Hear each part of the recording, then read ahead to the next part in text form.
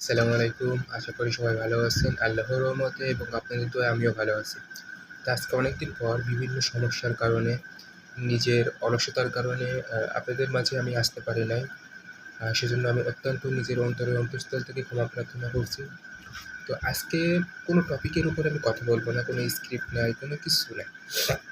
আজকে আমি কথা বলব নিজের আত্ম-উন্নতি নিয়ে, কীভাবে নিজের উন্নতি করা যায়।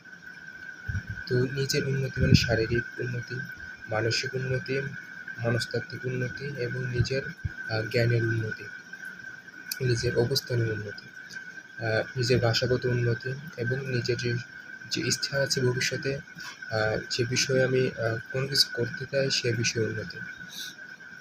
তো উন্নতির জন্য প্রথমে লক্ষ্য রাখতে হবে, কী জন্য আমি উন্নতি করতে চাচ্ছি, আমার লক্ষ্যটা আসলে কী।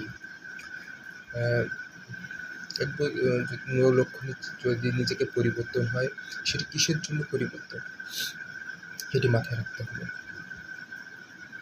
মাথায় রেখে কাজ করতে হবে এবং এই লক্ষ্যকে পুঁজি করেই নিজেকে গড়তে হবে। তাহলেই একমাত্র আমি আমার লক্ষ্যে পৌঁছাতে পারব এবং জীবনে সফল হতে পারব। তো লক্ষ্যকে অর্জন করার জন্য নিজেকে কিছু প্রথমে স্যাক্রিফাইস করতে হবে, পরিশ্রম করতে হবে।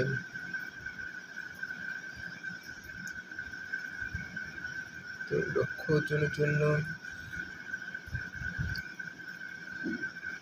5টি বিষয় খুবই গুরুত্বপূর্ণ। তো কন্টিনিউয়াসলি অ্যাকোয়ার নলেজ,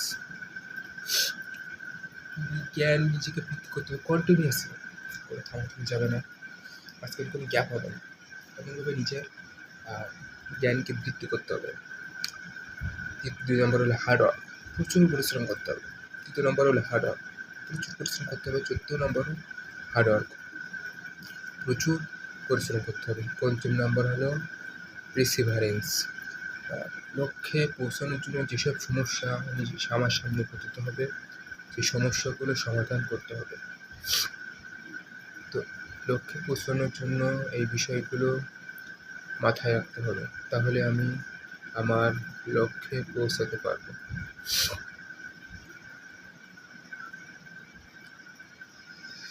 এক একজনের এক একটা লক্ষ্য থাকে।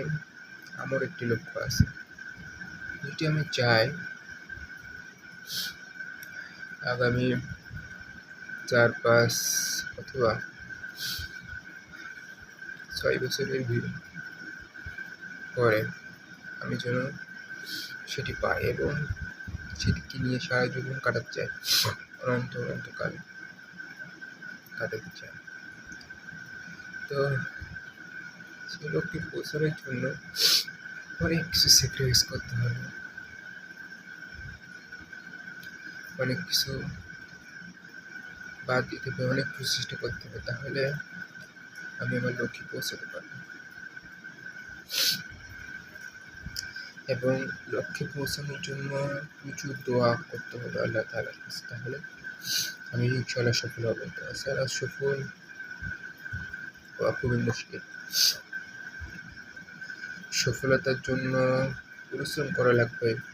বিনা পরিশ্রমে আজ পর্যন্ত কেউ সফল হতে পারে নাই এবং পারবেও না।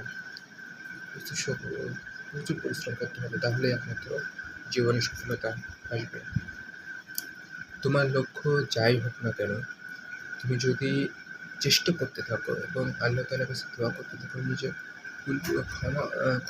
ভুলের জন্য ক্ষমা চাও, তাহলে আল্লাহ তাআলা তোমাকে ক্ষমা করবেন এবং তুমি সফল হবেই, এটা 100% নিশ্চিত। অযথা নিজের সময়কে নষ্ট করে কোনো লাভ হয় না এবং লাভ হবেও না। সেই জন্য নিজের সময়কে যেন নষ্ট না হয় এবং নিজের লক্ষ্য এক একজনের লক্ষ্য এমন এক রকম হতে পারে। কারো লক্ষ্য হতে পারে বাড়ি কেনা, সেজন্য প্রচুর পরিশ্রম করতে পারে।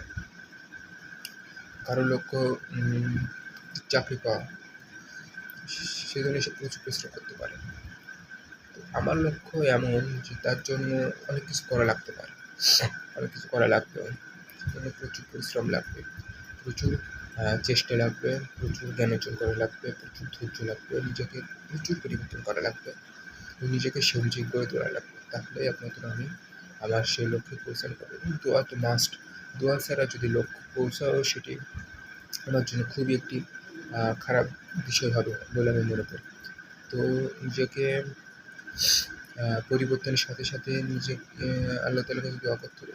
আমি জানি আমি এমন গুনাহ করছি, এমন গুনাহ করতে আসছি যেটা আমার জন্য খুবই খারাপ, যেটি যায় না।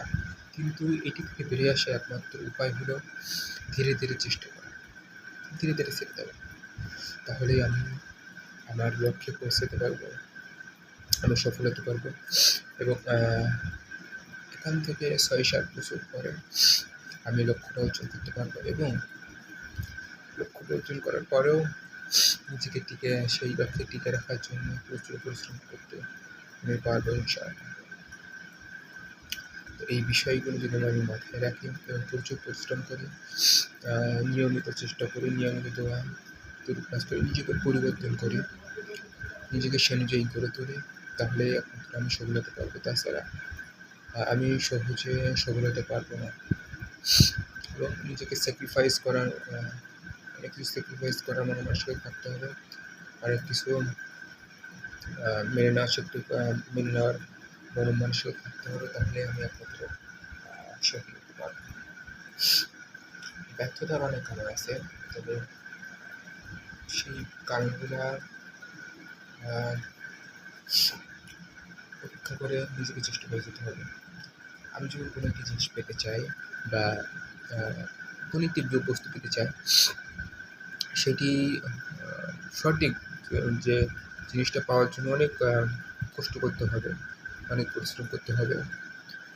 সেটি পেতে গেলে অনেক সময়ও লাগতে পারে, কিন্তু চেষ্টা করে যেতে হবে।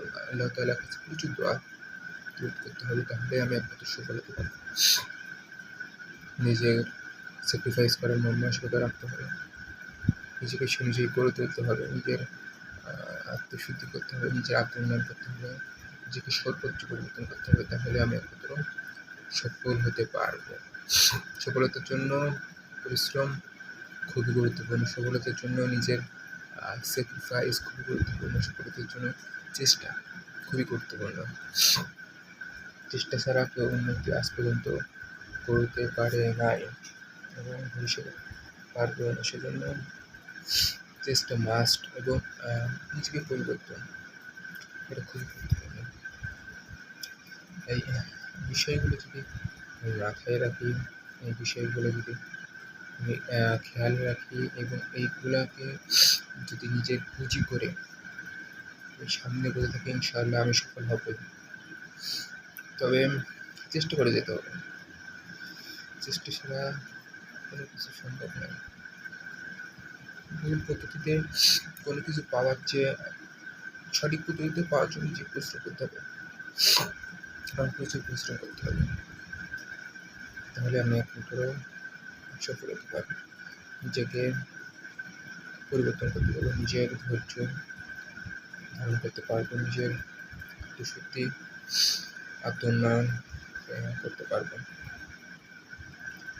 এসব বিষয় খুবই গুরুত্বপূর্ণ এবং এই বিষয়গুলোকে মাথায় রেখে চেষ্টা করে যেতে হবে। যত চেষ্টা করবো তত নিজের লক্ষ্যের কাছাকাছি পৌঁছাবো এবং নিজেকে তো পরিবর্তন করতেই হবে। প্রত্যেকটা সেকেন্ড, প্রত্যেকটা মিনিট খুব গুরুত্বপূর্ণ। আজকে যদি পরিশ্রম করো, এখান থেকে ৫-৬ বছর পরে তার সুন্দর একটি ফল তুমি ভোগ করবে। সেই ফলটি এমন হবে নিজের মন খুশি হয়ে যাবে। আল্লাহর উপর ভরসা রাখতে হবে এবং সেই অনুযায়ী কাজ করতে হবে, সেই অনুযায়ী পরিশ্রম করতে হবে, নিজের সর্বোচ্চটুকু দিয়ে চেষ্টা করে যেতে হবে। তাহলে আমি আমার লক্ষ্যে, আমার গন্তব্যে, আমার পাওয়াটা ফুলফিল করতে পারবো, আমার চাহিদাটা পূরণ করতে পারবো এবং আমি এখান থেকে ৫-৬ বছর পরে বা ৭ বছর পরে ওই জিনিসটা অর্জন করতে পারবো বলে আমি মনে করি। তো ধন্যবাদ সবাইকে আজকে পর্যন্ত। আসসালামু আলাইকুম।